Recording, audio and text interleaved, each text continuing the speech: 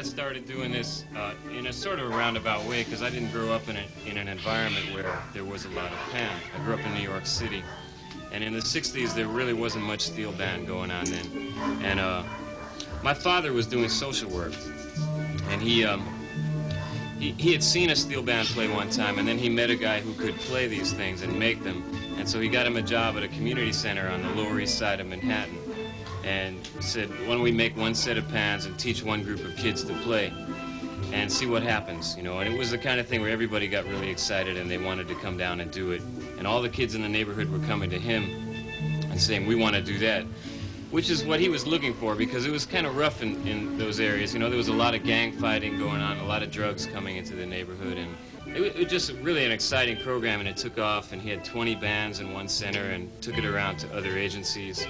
I think there's a certain thing about the panorama that says that you have to come in and do a certain kind of piece of music. There's a certain format, and there's a certain thing that's going to make sure. There are certain things that the judges are going to go for, and there's certain things that the crowd is going to get up for, you know. But I would not agree with people that say that all the tunes sound the same, especially when you look at the work of the really great arrangers, the really great composers in Trinidad who are trying to push the art form forward. You know, a guy like Bugsy Sharp comes in every year with music that is trying to advance the art,